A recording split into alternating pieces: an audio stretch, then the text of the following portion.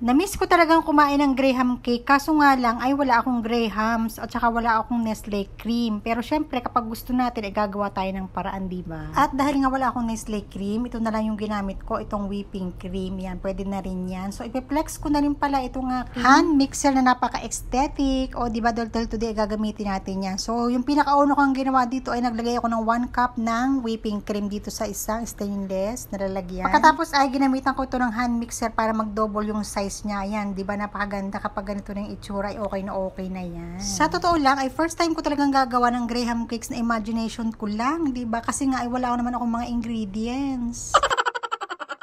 Tinawag ko nga lang yan na imagination kasi nga kahit wala naman akong mga ingredients dito sa bahay ay gagawa pa rin talaga ako. O di ba, ingitera lang.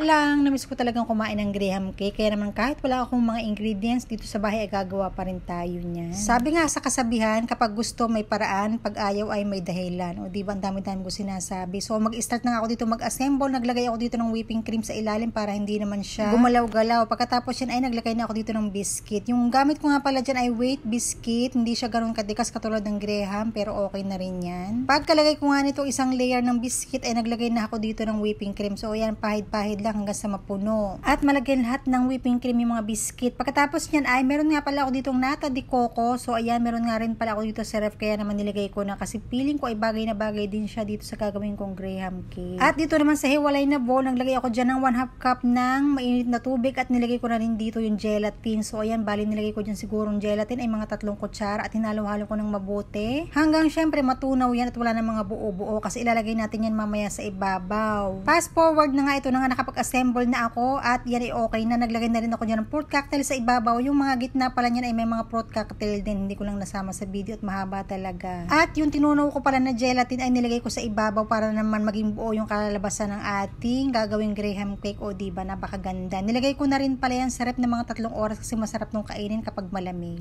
Pagkatapos ko nga yung mapalamig ng mga 3 oras ay hindi na nga ako mapag-ante. Kaya naman nilabas ko na at kumuha na ako at namatikman na ito. Talaga ako na talaga yung lasa nito. O lang, ito ay masarap naman talaga. Kaya nga lang iba talaga yung texture ng biscuit na ginamit ko, mas malambot ito compare doon sa Graham. Yung Graham talaga ay napaka-solid at napakaganda ng kalalabasan kapag Graham talaga yung ginamit mo. At okay na okay lang din naman ito kasi kung pambahay lang na naman at sa bahay mo lang ito kakainin, hindi naman panghanda, ay okay na to. At least natanggal yung cravings ko sa Graham. O diba, pwede na rin ito kasi masarap din naman talaga siya, promise. Nga sa hilig ko sa pagluluto, minsan talaga ay gusto ko talaga mag-experiment at baguhin yung mga original na sangkap na ginagamit, kaya tulad nito, o diba, pero okay lang naman. Hindi naman siya palpak, masarap pa rin. Kaya naman itry mo na rin. Kung gusto mo ng Graham, itry mo yung ibang biscuit, baka naman pwede.